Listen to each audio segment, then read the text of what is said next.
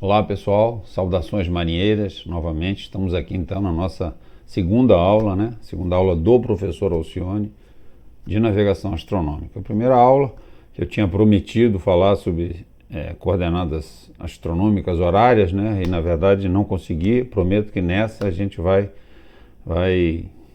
entrar nesse assunto, que é um assunto fundamental, assunto importante, mas eu estou aproveitando esse tempo ainda nesse início a gente ainda vai fazer algumas pequenas revisões antes de entrar efetivamente no sistema de coordenadas astronômicas horárias. Mas só para relembrar, né, a gente já falou na última aula, né, que a navegação astronômica ela usa para resolver o problema de descobrir a linha de posição astronômica, que é esse, no final de contas, a solução do nosso problema, né, 4 sistemas de coordenadas, né? Sistemas de coordenadas terrestres e os 3 sistemas de coordenadas astronômicas. Sistemas de coordenadas horárias, equatoriais oranográficas, horizontais ou azimutais. A gente já viu, né? Lembra? A gente viu sistemas de coordenadas geográficas, né? Sistemas de coordenadas terrestres, importante lembrar que são sempre 2 ciclos máximos que se cruzam ortogonalmente, tem um ciclo máximo fundamental e tem um segundo ciclo máximo que cruza, né? Na esfera terrestre, né? A gente sabe que o ciclo máximo fundamental é o equador terrestre e o outro ciclo máximo fundamental que é perpendicular ao equador terrestre é o meridiano de Greenwich. E as coordenadas são medidas, lembrando novamente, né, sobre um ciclo máximo. Lembra que a latitude é medida sobre o meridiano. O meridiano é o ciclo máximo da esfera terrestre. E a longitude é medida no equador terrestre. O equador terrestre é um ciclo máximo da esfera terrestre. Então a gente vai ver também, quando a gente, logo depois desse bate-papo inicial aqui de conceitos fundamentais, relembrando ainda, são apenas 3 conceitos, e a gente vai passar um filmezinho só para a gente fixar esses conceitos. A gente vai entrar então no sistema de coordenadas astronômicas, tá bom? Não fiquem tão ansiosos, calma que vamos começar daqui a pouco. Bom, pessoal, então para a gente ver os conceitos que faltam serem relembrados, digamos assim, né? Círculo horário dos astros. Definição semelhante a meridiano celeste, né? Já que um círculo horário é um ciclo máximo da esfera celeste, né? Não existe ciclo horário do astro na Terra, só no céu, só na esfera celeste. Definição semelhante a meridiano celeste, mas é um ciclo máximo que se move com o astro, enquanto o meridiano passa por um ponto fixo na esfera terrestre / celeste, né? O meridiano terrestre na esfera terrestre e o meridiano celeste lá na esfera celeste, certo? Então, é só lembrar, se você projetar sua posição lá no céu, lá na esfera celeste, né, vai passar, né, esse meridiano que passa no seu pé, que liga o norte e sul, o polo norte, o polo sul terrestre, né, vai ser na esfera celeste um ciclo máximo que liga o polo celeste sul, o polo celeste norte e passa também no seu zênite, que você é o seu meridiano superior do observador, tá certo? Então, o ciclo horário do astro, só para a gente relembrar mais uma vez, né, a gente tem aqui o Ciaga, né? O Ciaga aqui mostrando aqui, né? Mostrando aqui a figura do Ciaga aqui no Brasil. Então, se eu tenho um observador aqui no Ciaga, a projeção dele lá no céu seria essa daqui, essa linha vermelha lá no céu, certo? Seria nessa ponta. Agora, se eu quiser o ciclo horário do Sol para esse observador no Ciaga, esse ciclo horário do Sol ele nasceria ali a leste, iria subindo, nasceria às 6 da manhã, certo? Ao meio-dia passaria aqui no Ciaga e às 18 horas se poria lá no oeste, tá certo?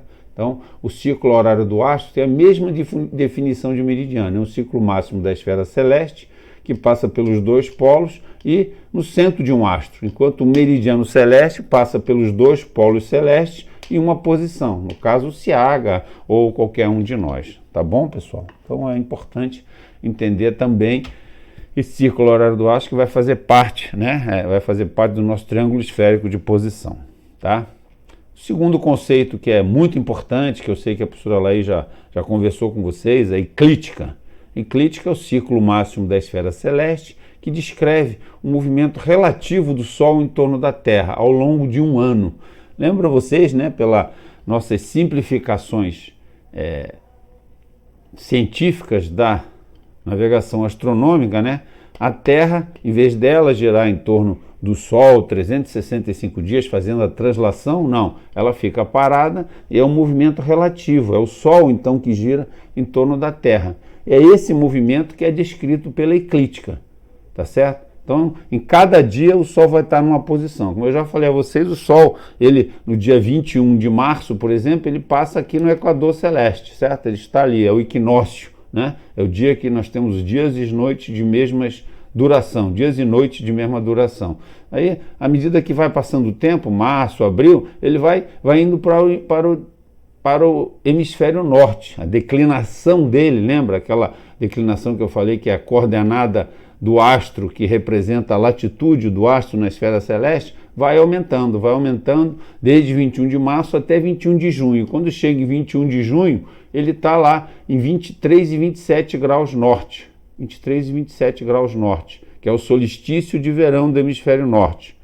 Aí depois ele vem baixando, como nós estamos agora aqui, hoje é 23 de julho, ou 24 de julho, tá mais ou menos aqui já um terço do caminho dele até o Equador novamente. Então ele vai descendo novamente até o Equador quando chega lá em 21 de setembro. Então ele vai até o solstício, volta até o equinócio da primavera, depois vai descendo até 21 de dezembro, onde ele desce mais até 23 graus e 27 minutos sul, tá certo? Então o Sol faz todo esse movimento e essa trajetória que ele realiza ao longo de um ano chama-se eclíptica e é um ciclo máximo da esfera celeste muito importante, porque como a professora Laís até mostrou para vocês, esse plano da eclíptica tem um eixo, o eixo da eclíptica, ela comentou com vocês lá numa aula anterior. Então, esse eixo da eclíptica é fundamental, por quê? Porque vocês lembram, acho que ela comentou com vocês também, quais são os movimentos que a Terra, né, mais conhecidos que são importantes em navegação astronômica. O movimento de rotação, que é 24 horas em volta da Terra, se bem que em navegação astronômica fica parado, quem se move em torno da Terra é a esfera celeste, certo? Mais uma vez, a translação não é a Terra que gira em torno do Sol, e sim um movimento relativo, a Terra parada e o Sol então que faz esse movimento que vai até 23 graus e 27 minutos norte, 23 graus e 27 minutos sul, translação. E quais são os outros dois movimentos? A precessão e a nutação. O que é a precessão? Precessão é um movimento do eixo da Terra, pessoal, um movimento cônico do eixo da Terra em torno do eixo da eclíptica. Por isso que a eclíptica é muito importante. Então, o eixo da Terra faz um movimento cônico em torno do eixo da eclíptica. E por que isso é importante em navegação astronômica? Porque o eixo da Terra está apontando numa direção. Lembra? Qual é a direção que o eixo da Terra aponta? O Polo Celeste Norte. Lembra? Lá fica quem? A estrela polar, que nós sabemos hoje tem lá uma estrela polar. Só antes disso, só para a gente ver. O tempo de duração da rotação, 24 horas. Da translação, 365 dias. E da precessão, leva 25.800 anos. 25.800 anos, eu repito, para a Terra fazer todo esse movimento de precessão, que é chamado também de precessão de equinócios, tá? Então, mas o que representa isso em navegação astronômica? Representa que o eixo da Terra vai estar apontando numa posição diferente a cada minuto, a cada segundo, certo? Então, a estrela polar que foi, digamos assim, tirada daquela navegação de paralelo, na verdade não era essa mesma estrela polar que a gente está vendo hoje. A estrela polar daquela época era Kochab, também da constelação da Ursa Menor, mas agora nós usamos a Alfa Ursa Minoris, que é outra estrela da constelação da Ursa Menor, que é por conta desse movimento de precessão. E a gente vai ter um filme que eu vou mostrar a vocês, logo em seguida desse slide, que mostra que essa posição vai variar no ano daqui a 14 mil anos, né? Vai ser Vega, em suma, tem várias estrelas que estarão, digamos assim, que passarão a ser a estrela polar, tá certo? Então é importante entender a eclíptica, né? Que é esse movimento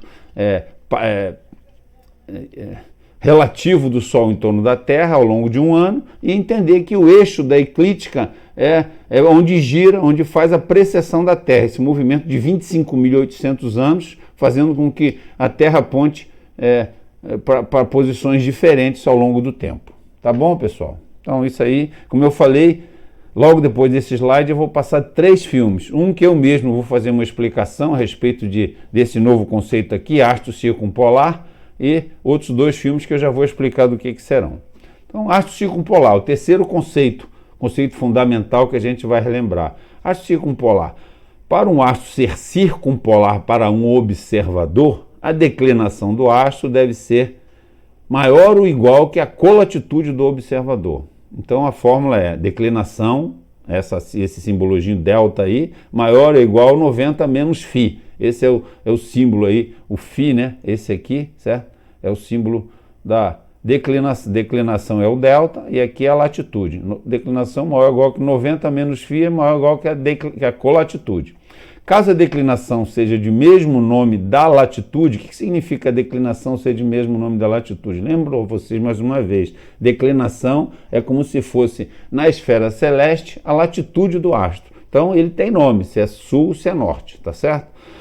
Então se os 2 forem sul, 2 forem norte, latitude e declinação, o astro é circumpolar visível. Então o que é um astro circumpolar visível? É aquele que fica acima do horizonte do observador às 24 horas que ele transita de leste para oeste. Toda a trajetória dele, toda a órbita do astro é 24 horas acima do horizonte. Mas se a declinação for de nome diferente da latitude, o astro é circumpolar invisível.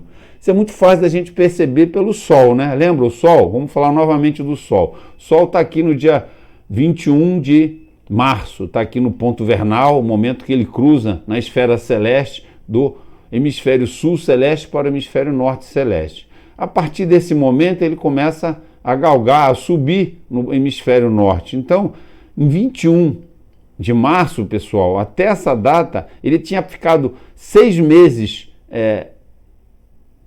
circumpolar visível para um observador que estivesse aqui no polo celeste sul. Então, quando chegar 21 de março, ele passa, e tinha acontecido até essa data, que um observador que estivesse exatamente no Polo Norte tinha ficado 6 meses com o Sol circumpolar invisível. É só fazer as contas, só vocês verem quanto é que é a declinação e a latitude. Qual é a latitude de um observador no Polo Norte? 90 graus norte, certo? 90 graus.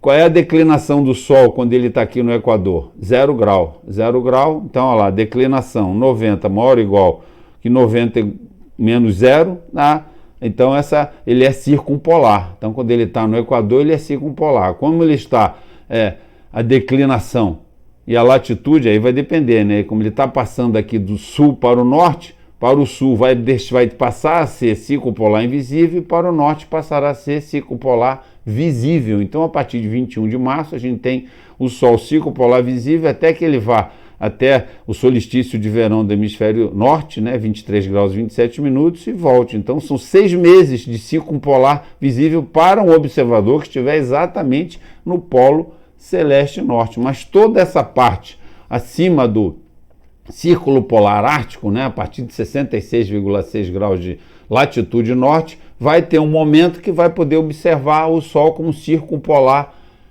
visível, ou seja, um astro 24 horas acima do horizonte. E é exatamente esse o filme que eu vou mostrar a vocês. Para um observador mais ou menos aqui aos 70 graus de latitude norte, e o Sol, então, esse é um dos 3 filmes que eu vou passar para você. Um é uma explicação de circumpolaridade, o outro é esse filme que é o Sol da Meia-Noite, que eu sei que a professora Laís já comentou com vocês. É exatamente isso, porque o Sol não se põe, ele vai passar baixinho no horizonte. Quando ele passa baixinho no horizonte e começa a subir, é porque ele estaria passando exatamente no meridiano inferior da passagem dele, né? Todo astro, como eu falei a vocês, ele nasce a leste, né? Vai subindo, passa aqui no meu meridiano superior, aí desce e põe a oeste. Aí depois que ele se põe já no hemisfério invisível, ele vai descendo. Qual é o ponto mais inferior dele? É quando ele passa no meridiano inferior do observador, lá perto do nadir, certo? Não precisa ser no nadir, mas perto do nadir. E daí, quando ele vai subindo, vai chegar até a leste. Então, nesse filme que vocês vão ver, que a gente vai passar, o Sol da Meia-Noite, quando o Sol estiver na parte mais baixa que ele passar, vai ser meia-noite. Depois ele vai subindo, quando ele estiver na parte mais alta, é meio-dia. E o desenho que ele faz, não dá para verificar exatamente no filme, mas exatamente é um círculo paralelo ao equador celeste, certo? Se você acompanhar ali, você vê que ele vai subindo, subindo, depois ele volta e fecha um balão. Então ele faz um movimento completo, um círculo diurno do astro, né? Aí circumpolar, visível, né? E nesse caso, para quem está aqui no polo sul celeste, polo sul terrestre, o astro vai estar, pela própria fórmula, vai ser um círculo polar invisível. Tá bom, pessoal? Então vamos agora assistir os 3 filmes, sem mais delongas, né? Um vai ser para mostrar exatamente essa questão dos astros circumpolares, é um filme que eu mesmo vou gravar, e depois mais 2 filmes, esse primeiro que é do Sol da Meia-Noite, e o segundo que é a respeito da eclíptica que eu falei, da precessão dos equinócios, mostrando então a posição do eixo da Terra apontando para várias estrelas. Ela começa, quando vocês verem que ela vai projetar lá o céu, a primeira estrelinha, que é o rabinho da Ursa Menor, é a Alfa Ursa Minoris. Mas como eu falei, há 2.000 anos atrás, não era aquela estrela que era a estrela polar, e sim a Kochab, que é uma outra estrela dessa mesma constelação, tá bom? E depois desses filmes, então, nós voltamos para a aula novamente, para começar efetivamente o sistema de coordenadas astronômicas horárias. Muito obrigado pela atenção e até já.